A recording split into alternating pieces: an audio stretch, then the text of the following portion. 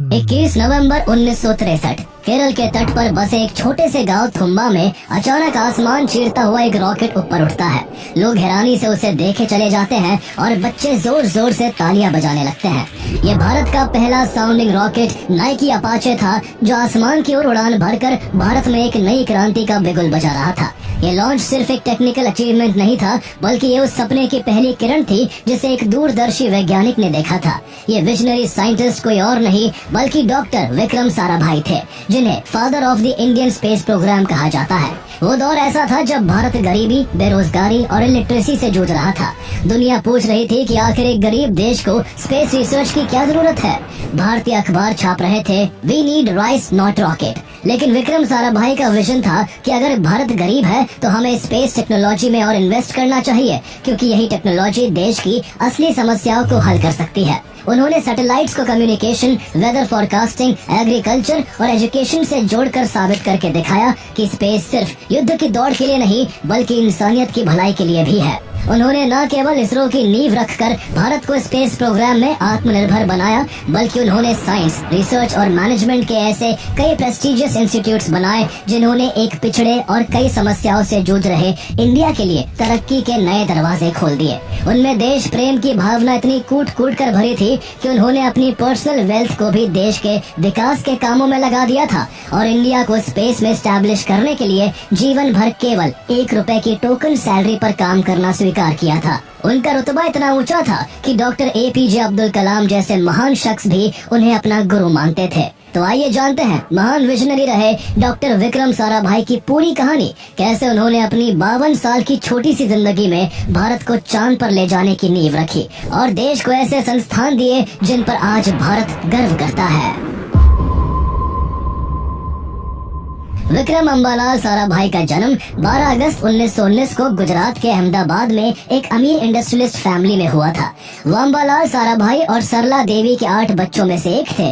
उनके पिता अम्बालाल साराभाई कपड़ों के बड़े व्यापारी थे और पूरे गुजरात में उनकी कई टेक्सटाइल मिल्स थी। उस समय भारत गुलामी की जंजीरों में जकड़ा हुआ था। जलियांवाला बाग जैसे भयानक हत्याकांड के बाद देश की आजादी की लड़ाई और भी तेज हो गई थी। महात्मा गांधी के नेतृत्व में नॉन कोऑपरेशन मूवमेंट का बिगुल फूका जा चुका था और देश के बड़े बड़े इंडस्ट्रियलिस्ट भी इस लड़ाई में कूद पड़े थे। इन्हीं में एक नाम विक्रम साराभाई के पिता अम्बालाल साराभाई का भी था। उन्होंने न सिर्फ फ्रीडम मूवमेंट में हिस्सा लिया बल्कि फ्रीडम फाइटर्स को हर संभव आर्थिक मदद भी दी। यही वजह थी कि विक्रम साराभाई के पिता के घर उस समय की कई महान हस्तियों का आना जाना रहता था। रविंद्रनाथ टैगोर, महात्मा गांधी, जय कृष्ण मूर्ति, मोतीलाल नेहरू, जवाहरलाल नेहरू, सरोजनी नायडू, मौलाना आजाद, CF एंड्रूज और साइंटिस्ट CV रमन जैसे लोग जब भी गुजरात आते तो उनका ठिकाना अम्बालाल साराभाई का घर होता था।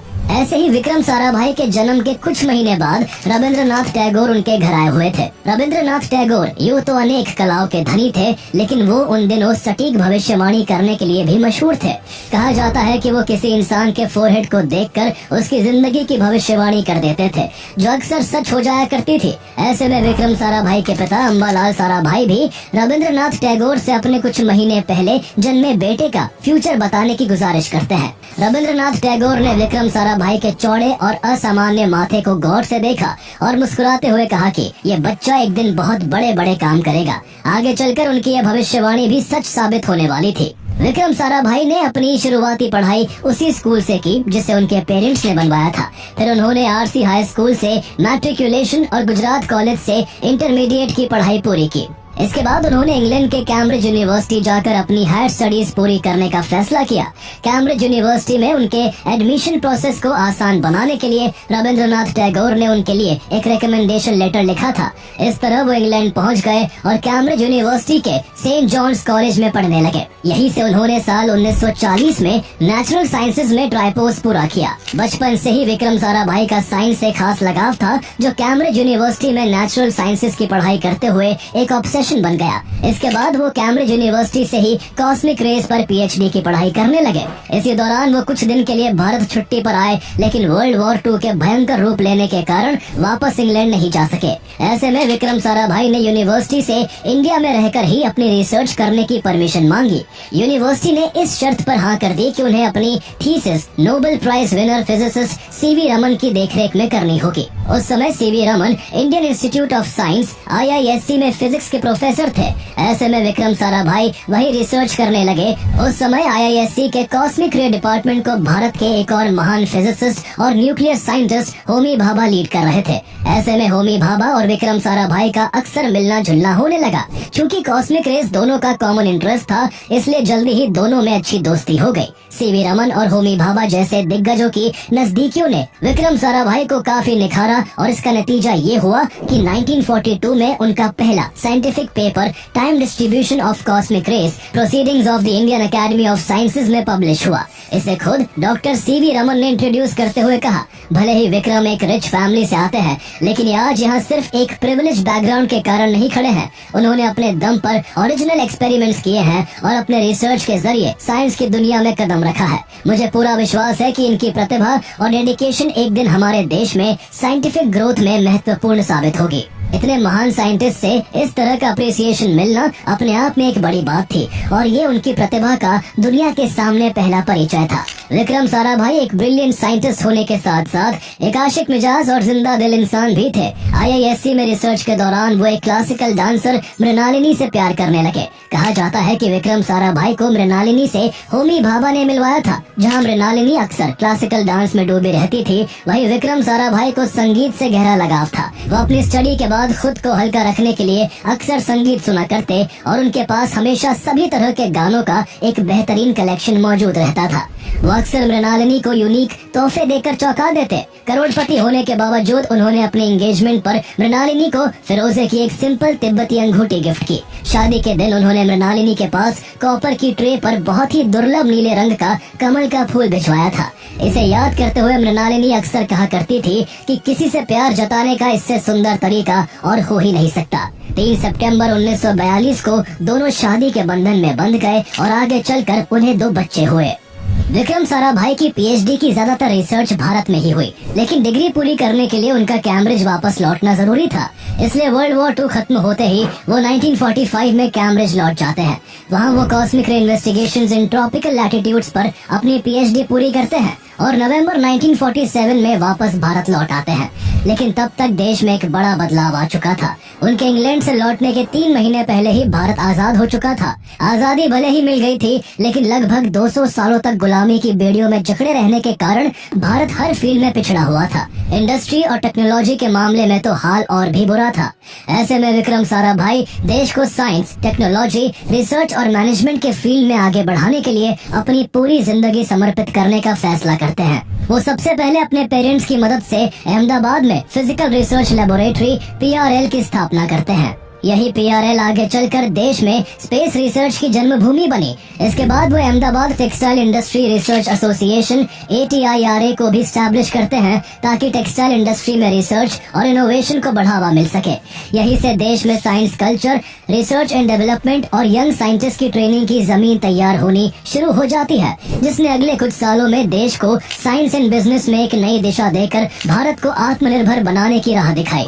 साल 1950 में विक्रम साराभाई के पिता अम्बालाल साराभाई ने उन्हें साराभाई केमिकल्स का चेयरमैन बना दिया। इसके चलते उन्हें कारोबार संभालने के लिए हर हफ्ते बड़ौदा जाना पड़ता था। लेकिन रिसर्च उनका पहला प्यार था, इसलिए सफर के दौरान भी वो अपना काम रोकते नहीं थे। जब भी वो ट्रैवल करते, फिजिकल रिसर्च लेबोरेटरी के किसी स्टूडेंट को हमेशा अपने साथ रखते, ताकि रास्ते में भी डिस्कशंस और एक्सपेरिमेंट्स पर ब्रेनस्टॉर्मिंग जारी रह सके। उस वक्त इंडिया में फॉर्मल मैनेजमेंट एजुकेशन जैसी कोई चीज मौजूद नहीं थी। विक्रम साराभाई का मानना था कि जैसे साइंस और टेक्नोलॉजी देश को आगे बढ़ाने में मदद करते हैं, ठीक वैसे ही मैनेजमेंट एजुकेशन देश की इकोनॉमिक ग्रोथ के लिए बेहद जरूरी है। इसी सोच के साथ उन्होंने प्रधानमंत्री जवाहरलाल नेहरू से नेशनल लेवल का मैनेजमेंट इंस्टीट्यूट बनाने की बात की।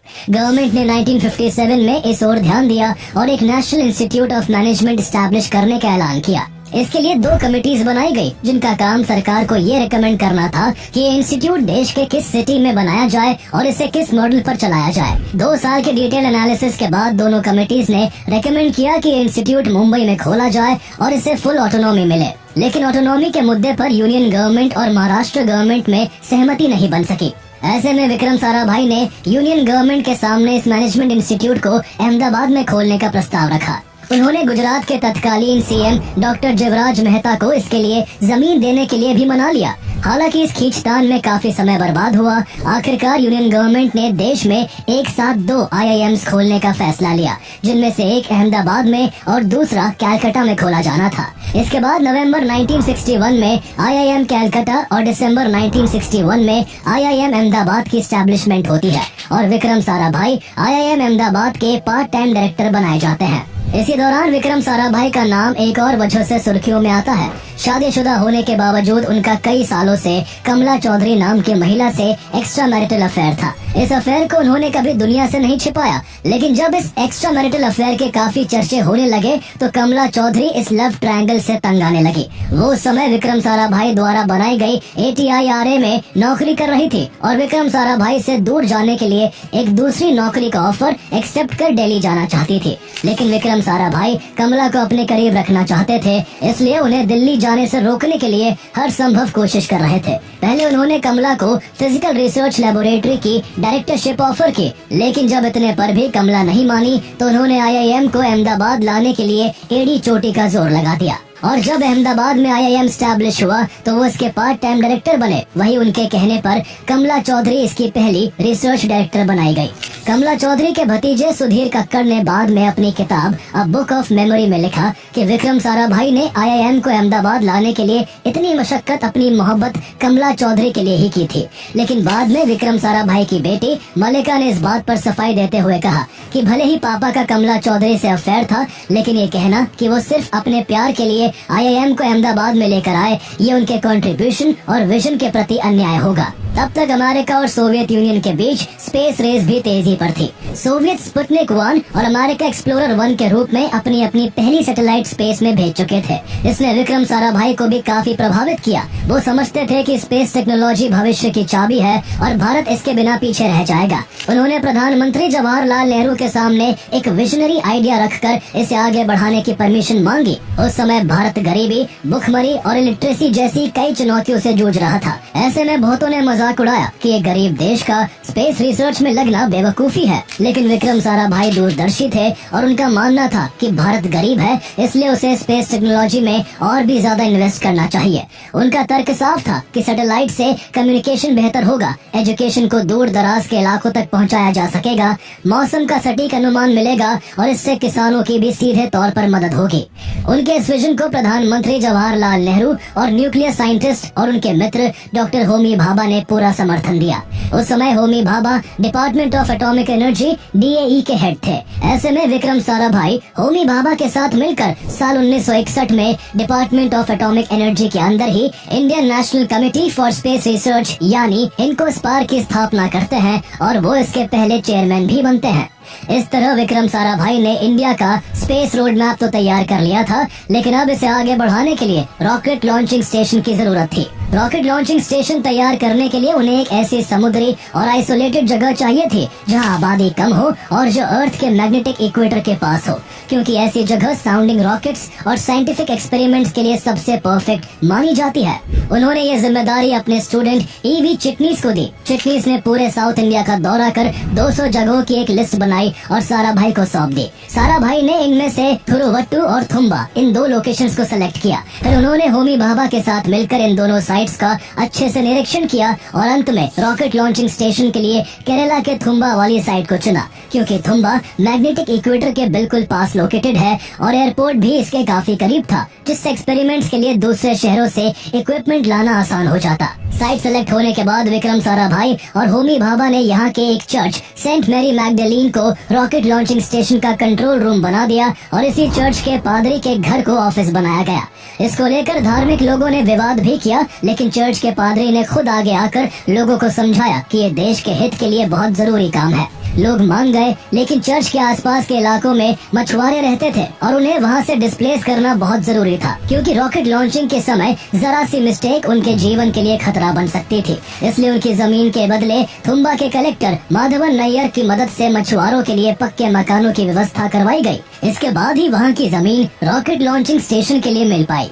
लेकिन जमीन मिलना ही काफी नहीं था। अब असली चुनौती इस बैरन कोस्टल एरिया में एक अच्छा रॉकेट लॉन्चिंग स्टेशन खड़ा करना था। उस समय रिसोर्सेज की इतनी भारी कमी थी कि रेलवे स्टेशन और एयरपोर्ट पर आए इक्विपमेंट्स को साइड तक ढोने के लिए कोई ट्रक तक नहीं होता था और उन्हें साइकिल और बैलगाड़ी पर ढोकर लाना पड़ता। भले ही साधन कम थे, लेकिन विक्रम साराभाई की लीडरशिप में साइंटिस्ट का जज्बा आसमान छू रहा था। यही जज्बा आगे चलकर भारत की स्पेस जर्नी की पहचान बनने वाला था। विक्रम साराभाई ने इस काम में अमेरिका, सोवियत और कुछ यूरोपियन देशों की भी मदद ली।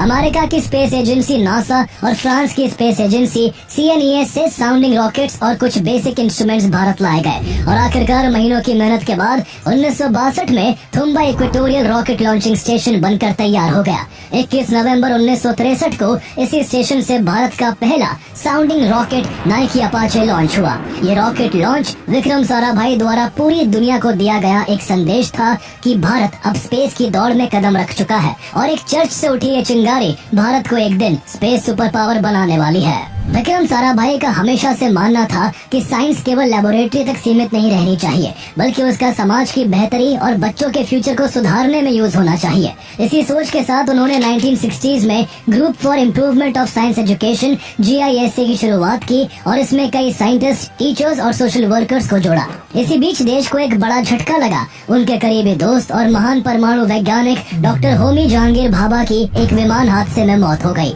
होमी जहांगीर भाभा ही वो शख्स थे जिन्होंने इंडिया में न्यूक्लियर प्रोग्राम की नींव रखी थी। इंटरनेशनल साइंटिफिक कम्युनिटी में उनका स्टैचर बहुत ऊंचा था। ऐसे में उनकी जगह किसी ऐसे व्यक्ति की जरूरत थी जो न केवल साइंटिफिकली कैपेबल हो, बल्कि ग्लोबली भी इंडिया को रिप्रेजेंट कर सके।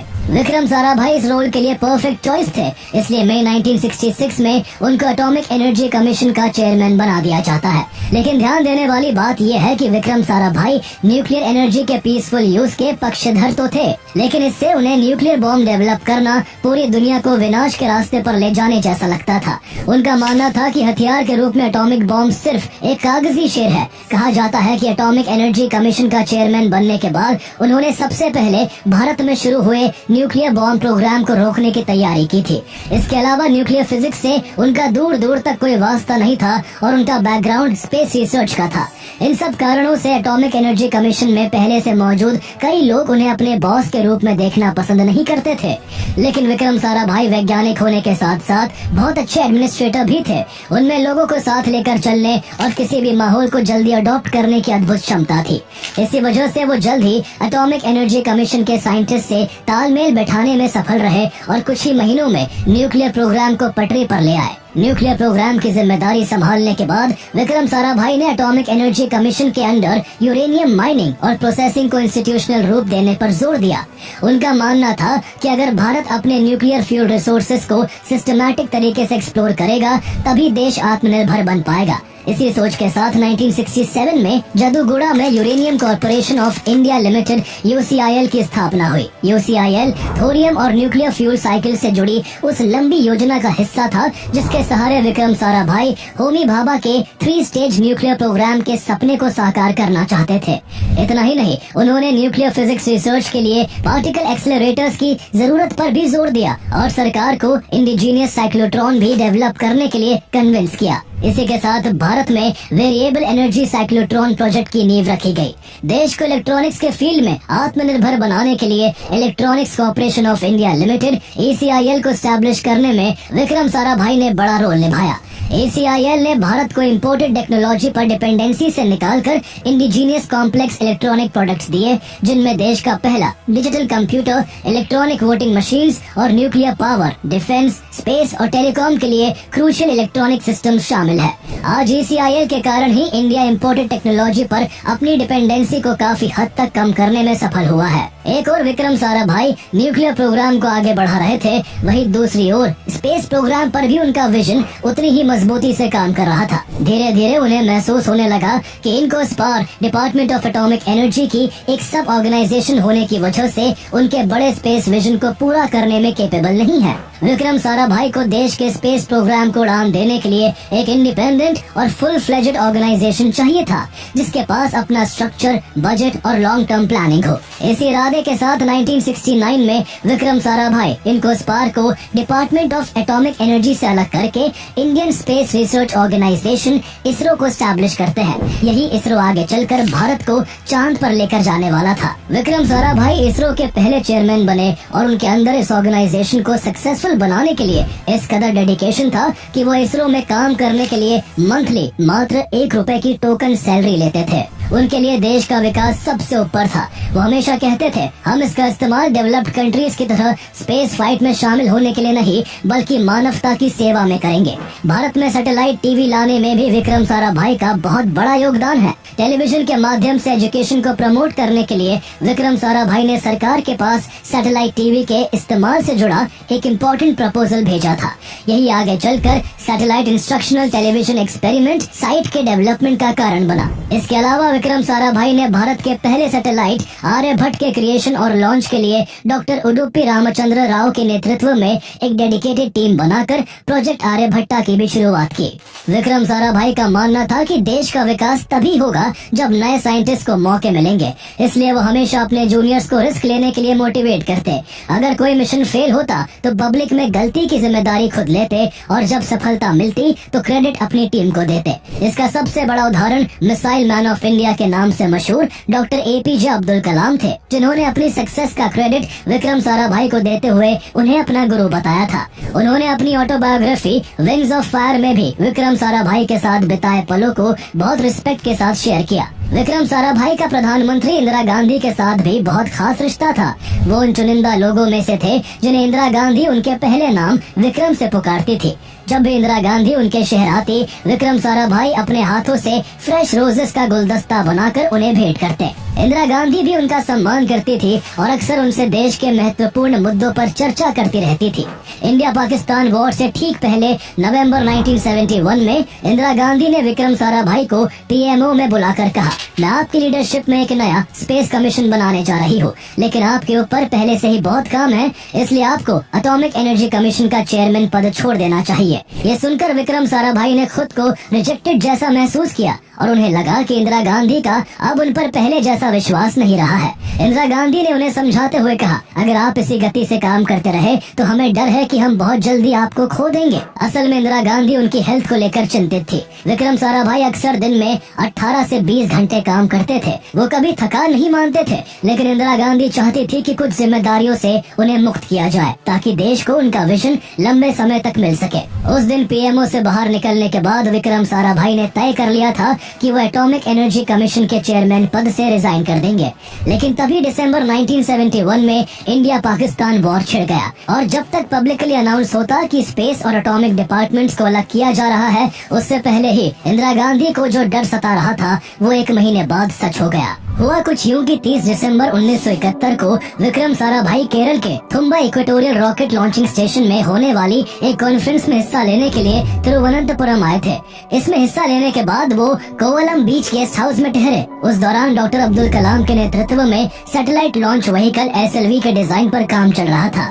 विक्रम साराभाई ने 30 दिसंबर की उसी रात अब्दुल कलाम से फोन पर SLV की प्रोग्रेस जानने के लिए देर तक चर्चा की और फिर सोने चले गए। लेकिन अगली सुबह जब उनका दरवाजा काफी देर तक नहीं खुला तो लोगों को किसी अनहोनी की आशंका होने लगी। कुछ देर बाद उनके कमरे का दरवाजा तोड़ दिया गया। लोगों ने देखा कि विक्रम साराभाई मच्छरदानी के अंदर बड़े शांत भाव से लेटे हुए हैं और उनके सीने पर एक किताब रखी हुई है। लेकिन जैसे ही लोग उन्हें जगाने के लिए पास गए तो पाया कि उनकी सांसें नहीं चल रही थी। ये देखकर वहाँ हड़कंप मच गया। जांच के लिए एक डॉक्टर को बुलाया गया जिसने बताया कि 2 घंटे पहले ही विक्रम साराभाई इस दुनिया को छोड़ चुके थे।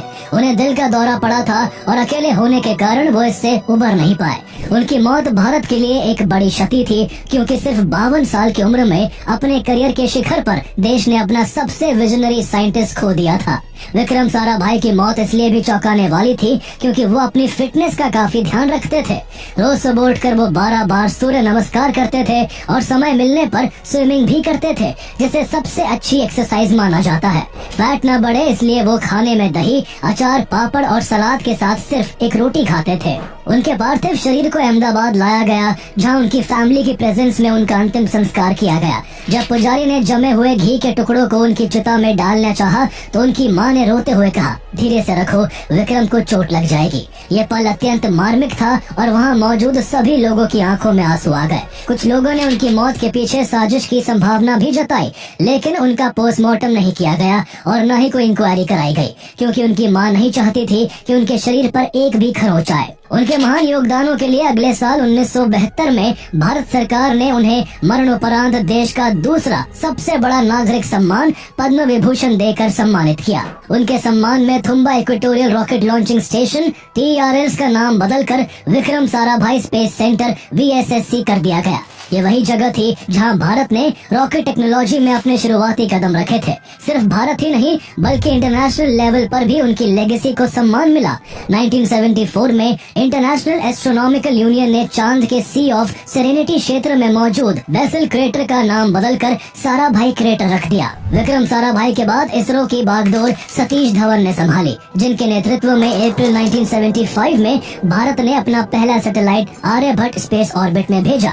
इस तरह विक्रम साराभाई द्वारा शुरू किया गया प्रोजेक्ट उनकी मौत के करीब 3 साल बाद सक्सेसफुल हुआ, जो उनके सहयोगियों द्वारा दी गई सच्ची श्रद्धांजलि थी। उनके बोए हुए बीज पेड़ बनकर तब फूलने फलने लगे जब 2008 में भारत ने पहला मून मिशन चंद्रयान 1 लॉन्च किया, जिसके जरिए भारत ने चांद पर वाटर के मॉलिक्यूल्स खोजकर वहां लाइफ की पॉसिबिलिटी को लेकर चल रही खोज को एक नई दिशा दी। इसके 5 साल बाद भारत ने मार्स ऑर्बिटर मिशन के जरिए अपने सैटेलाइट को मार्स की ऑर्बिट में पहुंचाकर इतिहास रच दिया। अपने पहले ही अटेम्प्ट में अपने सैटेलाइट को मार्स की ऑर्बिट में पहुंचाने वाला भारत दुनिया का पहला देश बन गया। इसके बाद इसरो ने चंद्रयान 2 और चंद्रयान 3 लॉन्च किया और अपने फाउंडर और पहले चेयरमैन को सम्मान देने के लिए इनके लैंडर का नाम विक्रम रखा। आज भी ये लैंडर चांद की सतह पर विक्रम साराभाई के विजन की गवाही देता है। साल 2023 में आदित्य L1 मिशन भी लॉन्च किया गया, जो अंतरिक्ष में जाकर सूर्य का अध्ययन कर रहा है। आज जब भारत के किसान सैटेलाइट डेटा की मदद से